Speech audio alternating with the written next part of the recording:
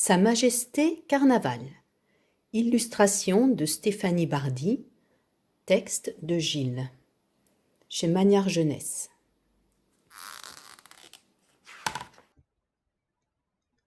Arlequin.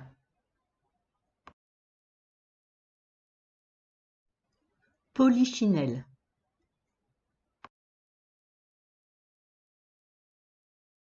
Le fou du roi.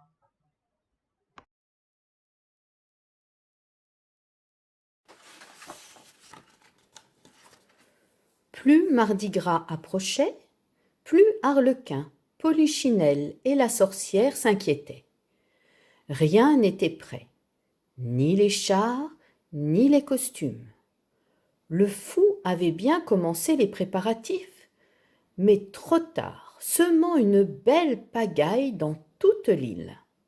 Sa Majesté Carnaval, tout juste élue, ne se préoccupait aucunement de la panique qui régnait sur son île.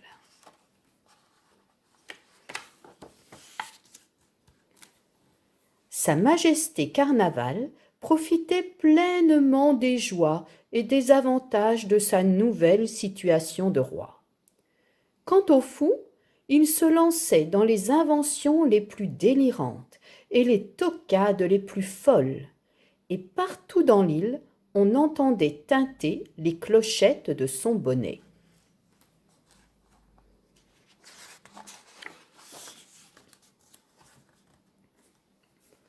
Toutes les nuits, le fou venait défaire le travail des costumières qui se lamentaient devant les boutons cousus à l'envers, le tulle qui se déchirait et les plumes qui s'envolaient à chaque claquement de porte. Et les chars? Ils avaient des roues carrées et un fax annonçait une rupture de stock de fleurs en papier.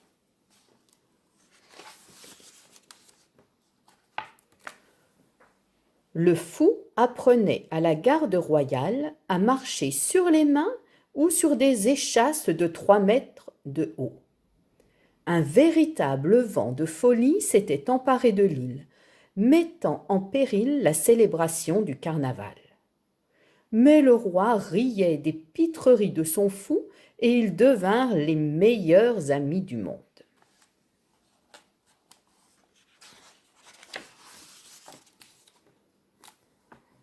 Arlequin, Polichinelle et la sorcière étaient fort peinés de voir le roi si indifférent aux préparatifs du carnaval.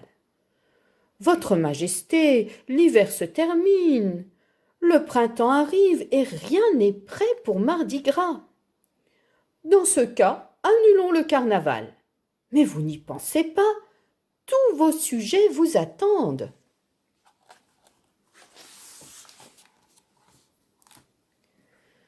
Polichinelle réussit à calmer le fou. La sorcière marmonna une formule magique et les boutons furent recousus à l'endroit, les plumes recollées sur les masques bariolés, les chars décorés de fleurs. Arlequin apporta le costume royal que sa Majesté accepta d'essayer après maintes suppliques.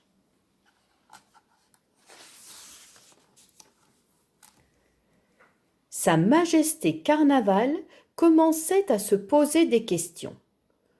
Pourquoi dois-je me déguiser et me maquiller? Pourquoi Arlequin, Polichinelle et la sorcière font-ils tous ces conciliabules derrière mon dos? Heureusement, les facéties de son ami le fou lui firent bien vite oublier tous ces petits tracas.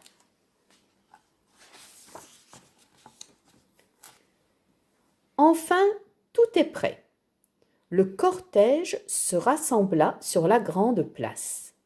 Tous avaient revêtu leurs costumes et ils rendirent hommage à sa Majesté Carnaval quand le roi grimpa maladroitement sur le trône.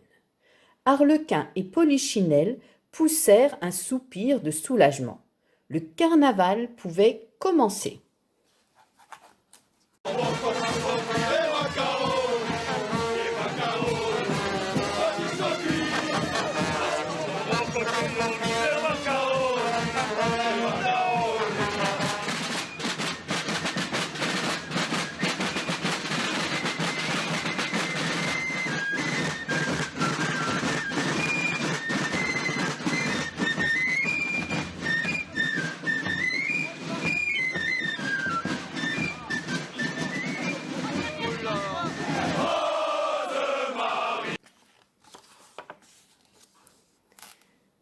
À Dunkerque, la fête battait son plein, rythmée par les fifres, les cuivres et les tambours. Soudain, il se mit à pleuvoir et le maquillage de Sa Majesté se répandit en flaques de couleur. Le fou essaya de réparer les dégâts avec sa trousse d'urgence, mais le résultat fut si pitoyable que le roi disparut se réfugier à Nice.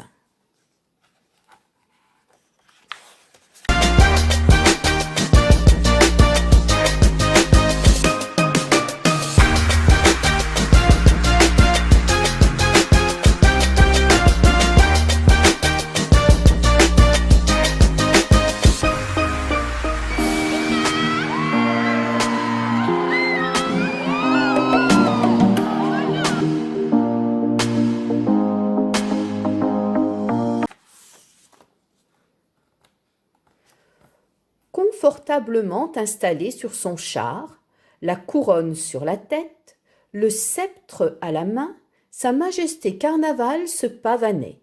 Ses sujets le célébraient en lançant des fleurs et des confettis. Un premier éternuement fit tomber sa couronne, un second fissura le char, et au troisième, le roi comprit, mais trop tard, qu'il était allergique aux fleurs. Décidément, cette fête ne lui plaisait pas.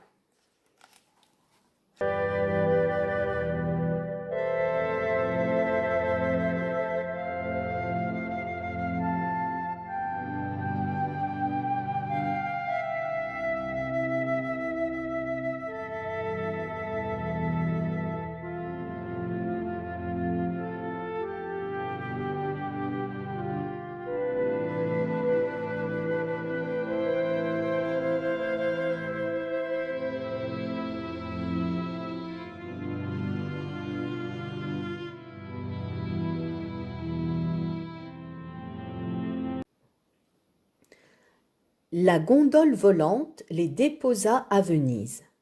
Pour passer inaperçu, Sa Majesté Carnaval s'emmitoufla dans une luxueuse cape et arpenta les ruelles mystérieuses. Quel calme après tout ce charivari! Mais l'atmosphère était un peu trop inquiétante pour Sa Majesté. Ces ombres, ce bûcher que l'on préparait.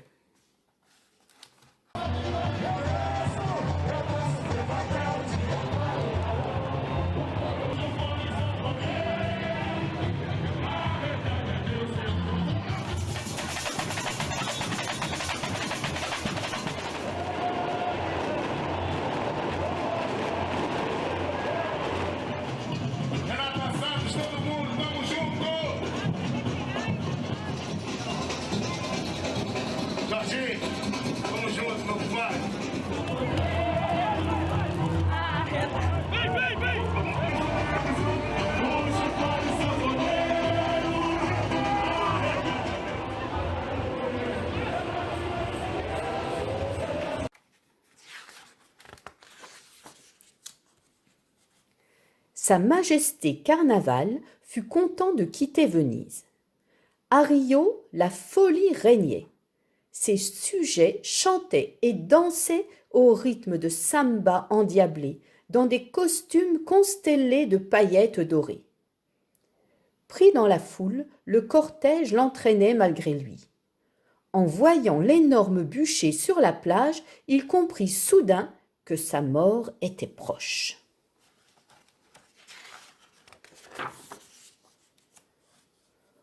Pauvre Majesté Carnaval, le peuple s'approchait, des figures grimaçantes l'entouraient.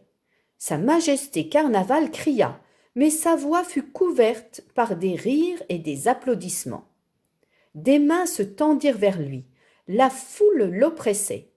Sa Majesté s'affola, se sentant prise au piège. Il se retourna vers Arlequin et les autres. « Au secours! Ils vont me brûler! Pauvre Majesté, qu'espérais-tu? Tous les rois avant toi ont péri ainsi. » À ces mots, le fou, qui ne voulait pas voir mourir son nouvel ami, attrapa un pantin de chiffon et le lança dans le bûcher en hurlant de joie. Le fou avait sauvé Sa Majesté Carnaval.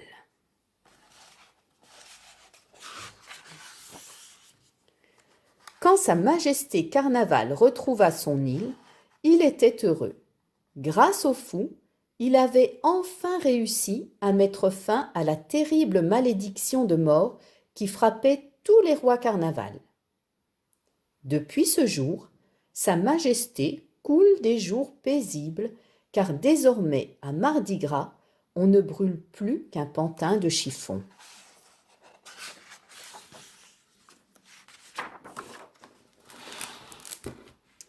Et voilà, l'histoire est terminée. J'espère qu'elle t'a plu. En Belgique aussi, nous avons un carnaval célèbre, le carnaval de Binche.